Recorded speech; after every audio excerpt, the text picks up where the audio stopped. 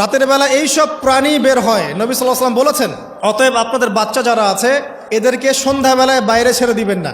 এখন কিন্তু প্রচুর ঘটনা ঘটছে, প্রচুর জিনঘটিত ঘটনা ঘটছে, জাদুটোনা করা হচ্ছে, বানটোনা করা হচ্ছে না? নবী সাল্লাল্লাহু আলাইহি ওয়াসাল্লাম বলেছেন, রাতের বেলা তোমরা বাচ্চাদেরকে সন্ধ্যাবেলা ছেড়ে দিও না, আগে ভালো করে সন্ধ্যাটা হয়ে যাক, যদি ছাড়তে হয় তারপর ছেড়ো।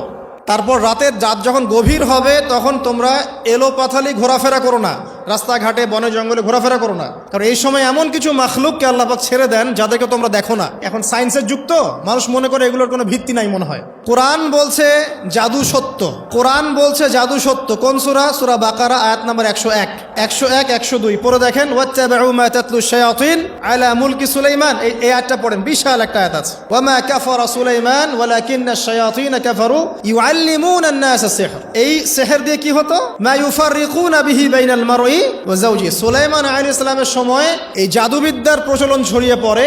এই জাদু মানুষ শিখে কি করছিল? নারী পুরুষের মাঝখানে, স্বামী স্ত্রীর মাঝখানে বিভেদ সৃষ্টি করছিল। এখন দেখেন না, পরিবারের স্বামী স্ত্রীর বন্ধন ভেঙে যায় না, কেউ কাউকে দেখতে পারে না, এমন হচ্ছে না? খুব ভালো সম্পর্ক হঠাৎ করে সম্পর্ক খারাপ। এই জাদুবিদ্যা সত্য। এবং এখনকার অনেক ভণ্ড যে কবিরাজগুলো বের হয়েছে, এরা জিনকে তাবে করে নিয়ে এই জিনদের মধ্য দিয়ে মানুষের মধ্যে জাদু ছড়িয়ে দিয়েছে। এই জাদুবিদ্যা সত্য। এর ফলশ্রুতিতে বহু পরিবার ধ্বংস হয়ে যাচ্ছে, দৃশ্য অদৃশ্যের অনেক ক্ষতি আছে। এগুলো এখনকার সায়েন্স বিশ্বাস করে না। আর সায়েন্স বিশ্বাস করে না বলে যে আমরা বিশ্বাস করবো না এমনটাও নয়। এখন বিজ্ঞান যেটা প্রমাণ করতে পারে নাই, এটা কি বিজ্ঞানের ব্যর্থতা না ইসলামের ব্যর্থতা? আল্লাহ রব্বুল আলামিন এবং তার রাসূল যা বলেছেন সেটাই চূড়ান্ত সত্য।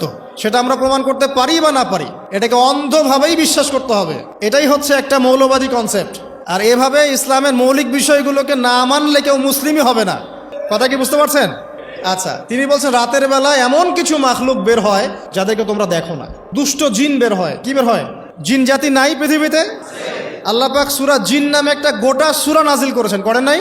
কুল উহিয়া ইলাইয়া أنه استمع نفر من الجن وقالوا إنا سمعنا قرآنا عجبا। জিনদের একটা দল কোরআন শুনে বলেছিল যে আমরা অদ্ভুত আজব একটা কোরআন শুনেছি। তারপর তারা গিয়ে তাদের কওমের কাছে ইসলামের দাওয়াত দেয়, ওই কওম ইসলাম কবুল করে। এটা নবী সাল্লাল্লাহু আলাইহি ওয়াসাল্লামের জীবনের সেই সময়কার ঘটনা, যখন নবীজি তায়েফ থেকে ফিরে আসছেন। তায়েফবাসী তাকে অত্যাচার করলো, তিনি নাখলা উপত্যকায় এসে নামাজ পড়ছেন, ওই নামাজের কেরাত শুনে জিনরা ইসলাম কবুল করেছে। তো সূরা জিনে আল্লাহ পাক এই কথা নাজিল করেছেন। তো আল্লাহ পাক যে বলছেন জিন জাতি আছে, আল্লাহ কি মিথ্যা কথা বলছেন? নাকি নাসা যখন বলে এলিয়েন আছে তখন ওইটা সত্য, আর আল্লাহ বলছেন জিন জাতি আছে এটা মিথ্যা? তা আমাদেরকে আবার নতুন করে মুসলমান হওয়া লাগবে এখন, না আমাদের কনসেপ্ট চেঞ্জ হয়ে গেছে আর কি। আবার দেখেন আল্লাহ পাক বলছেন সূরা জারিয়াতের 56 নম্বর আয়াতে, ওয়ামা খালাকতুল জিন্না ওয়াল ইনসা ইল্লা লিয়াবুদুন। আমি জিন আর মানুষকে শুধু আমার ইবাদত করার জন্যই সৃষ্টি করেছে। তাহলে দুটো জাতি পাওয়া গেল, জিন এবং মানুষ। জিন কিসের তৈরি? আগুনের তৈরি। মানুষ কিসের তৈরি? কাদামাটি। ফেরেশতা কিসের তৈরি? নূরের তৈরি। তো এই যে সৃষ্টির বৈচিত্র্য, এটা কার সৃষ্টি?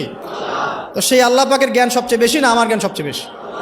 সে আল্লাহর পক্ষ থেকে যখন কোরআন এবং হাদিস নাজিল হবে, তা আমি অন্ধভাবে মানবো না, নাকি আমি আল্লাহকে চ্যালেঞ্জ করবো ইবলিসের মতো? ইবলিস আল্লাহকে চ্যালেঞ্জ করছে না, খলাকতানি মিন নার ওয়া খলাকতাহু মিন তিন। আমি কেন আদমকে সেজদা করতে যাব? আমি কেন আদমকে সেজদা করতে যাব? আপনি আদমকে সৃষ্টি করেছেন মাটি দিয়ে, আমাকে সৃষ্টি করেছেন আগুন দিয়ে। তাহলে আমি আদমের চাইতে সুপিরিয়র, আমি আদমের চাইতে সেরা, তা আমি কেন ওকে সেজদা করতে যাব?